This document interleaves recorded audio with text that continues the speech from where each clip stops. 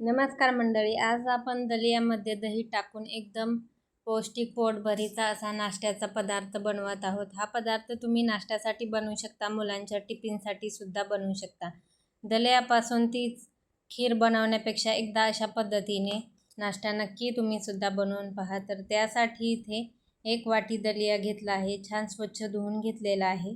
नंतर आता याच्यामध्ये अर्धी वाटी दही घालायचं आहे आणि हे छान व्यवस्थित मिक्स करून घ्यायचं आहे.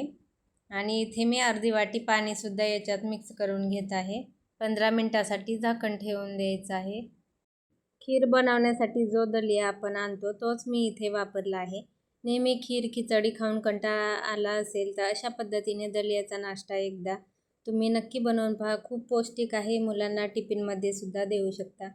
तर इथे दही आणि पाणी मिक्स करून घेतलं आहे. 15 मिनिटासाठी हे झाकण ठेवलं. 15 मिनिटानंतर बघू शकता दलिया व्यवस्थित भिजला आहे.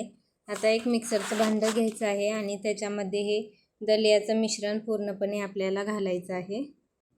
दलिया व्यवस्थित भिजला आहे, बघू शकता. आणि इथे 1 वाटी पाणी याच्यात घालायचं आहे आणि एकदम छान बारीक असं याला आपल्याला वाटून घ्यायचं आहे. तर आपण इन्स्टंट असा दलियाचा डोसा बनवत आहोत. खायला खूप पौष्टिक आहे. नक्की एकदा अशा पद्धतीने बनवून पहा. तर बघू शकता इथे एकदम बारीक असं हे मिश्रण आपण वाटून घेतलं आहे. बाउलमध्ये इथे मी काढून घेत आहे. दही घातल्यामुळे याला व्यवस्थित ते फर्मेंट होतं. बघू शकता आताच याला किती व्यवस्थित अशी जाळी पडली आहे. याच्यामुळे सोडा वगैरे अजिबात घालायची गरज नाही. एकदा छान व्यवस्थित मिक्स करून घेतलं. आता याच्यात चवीपुरतं आपल्याला मीठ घालायचं आहे आणि याचे डोसे आपल्याला बनवून घ्यायचे आहेत. तर इथे पाणी घालायची गरज नाही. मिश्रण एकदम व्यवस्थित कन्सिस्टन्सीचं झालं आहे. घट्ट असेल तर थोडंफार पाणी घालू शकता. तर मीठ घालून व्यवस्थित मिक्स करून घेतलं. तवासुद्धा इकडे गरम झाला आहे. थोडंसं तेल आणि पाणी लावून तवा व्यवस्थित पुसून घेतला. आता लगेच डोश्याचं मिश्रण घालायचं आहे आणि वरून याच्यावरती थोडंसं तेल सोडायचं आहे. गॅस एकदम मोठा ठेवू नका, मी इथे मिडियम ठेवला आहे. तर इथे मी सेट डोसा बनवत आहे. मी दोन्ही प्रकारचे डोसे बनवणार आहे, सेट डोसा आणि क्रिस्पीसुद्धा बनवणार आहे. तर हा सेट डोसा एकदम मऊसूत राहतो मुलांना टिफिनमध्ये वगैरे देण्यासाठी. आणि जर नाश्त्यासाठी खायला बनवत असाल तर क्रिस्पीसुद्धा बनवू शकता.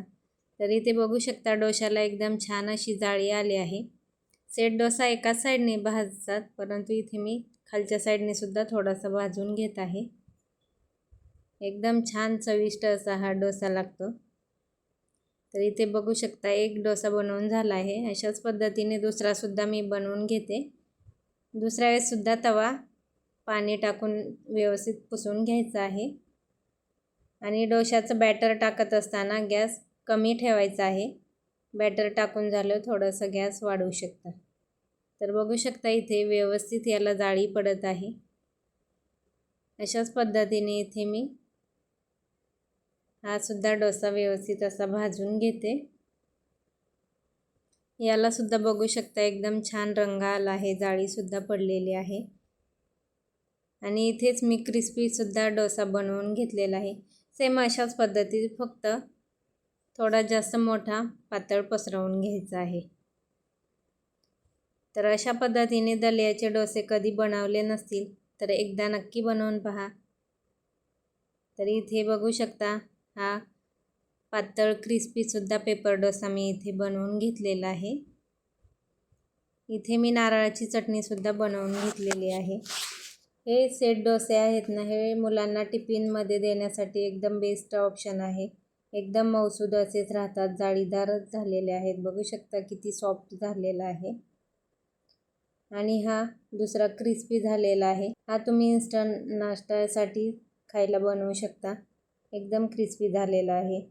व्हिडिओ आवडला असेल तर प्लीज व्हिडिओला एक लाईक नक्की करा. व्हिडिओ जास्तीत जास्त शेअर करा आणि चॅनेलला सबस्क्राईब करा. भेटूया अशाच एका नवीन व्हिडिओसोबत. तोपर्यंत धन्यवाद.